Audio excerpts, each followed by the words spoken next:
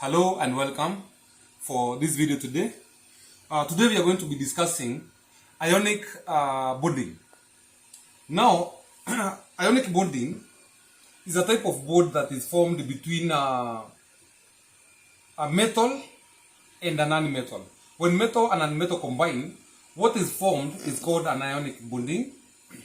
Now, metals, if we examine our periodic table here, this is a periodic table that is demonstrating the structures of various elements. Here we have the first 20 elements. Now, on this side here, we have metal. Here we have sodium, lithium, sodium, potassium, we have beryllium, and so on and so forth. This is aluminium. So on this side here, we usually have metals. Now, on the far right side, we have non-metals. This is fluorine, chlorine, we have oxygen and other non-metals here.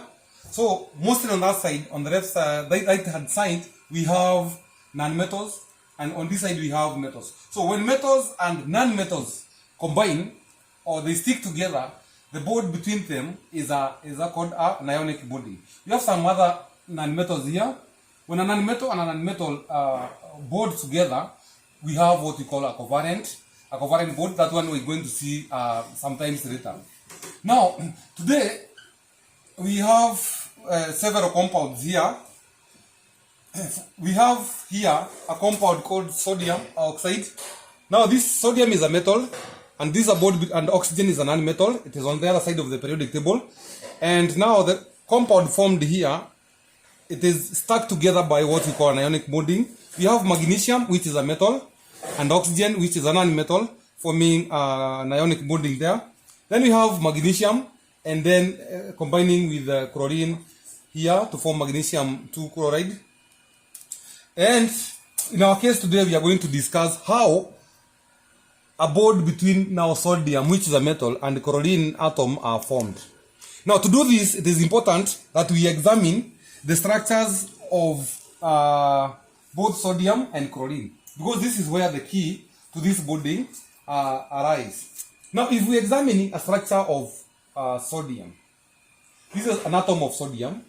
You can see it has got 2 electrons in the innermost energy level. Then we have 8, and on the outermost energy level, we have 1 electron, and you can see it here. Now, the electronic configuration for sodium is now 281. Now, in this condition, sodium is very, very unstable. As you can see, all this is an empty space without electrons. And for it to be stable, we need some other 7 electrons so that we have 8 to obey now the rule called the octet rule, which dictates that this energy level, that energy level should have 8 electrons. Otherwise, this element is very unstable and very unhappy. Now, we consider now another atom here of chlorine. As you can see, the electronic configuration of chlorine is 2. We have 2 electrons here, 8 and 7. Also for chlorine, we need 1 electron here to make it stable or to obey the rule of octet rule.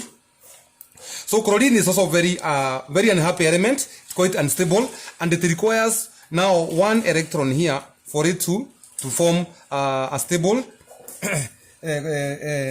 atom or an ion. Now, what usually happens when chlorine and sodium atoms come together, because of both of them are very unstable, they want to form what we call stable electronic configuration. What happens is that this electron here, the outermost electron for sodium, will move out, and then it comes to chlorine. The chlorine will accept, and the sodium will donate.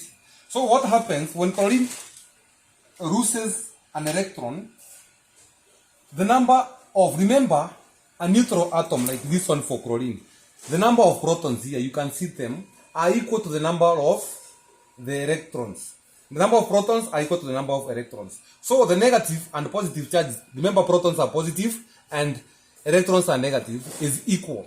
So when we lose 1 electron like this, we will have more electrons. Now we have 11 electrons and 11 protons and 10 electrons. So we have 1 electron more.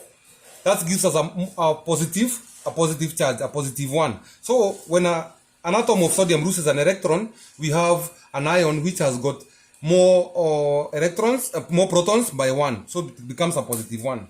Now, chlorine now accepts now the electron which has been brought by sodium. So because in a neutral atom, the number of protons are equal to the number of electrons, when you add a negative electron here, chlorine now we have an extra negative charge, one negative charge, so it becomes an ion with a negative charge of 1. So it becomes an ion. This is a chloride ion, and this now is a sodium ion. Which this one has got a stable electronic configuration of 2s8, so it is quite stable and happy. And this one, because it has gained 1 electron, it becomes happy by having a full outermost energy level. Now, what usually happens is, after that happens, these are positive and these are negative. So there will be a force of attraction between these two ions now, and they are going to attract like this, and they stick together, forming now what we call sodium chloride. Negative and positive you attract, and now the bond that is formed, which is usually a very strong bond, is called an ionic bond, as you can see here. These two are joined together by strong electrostatic forces, which now in this case we call them ionic bonds. Thank you very much for watching this video. Next video we shall look at magnesium 2 chloride, and we see how magnesium and chlorine are forming an ionic bond. Remember to subscribe, and we meet in the next video.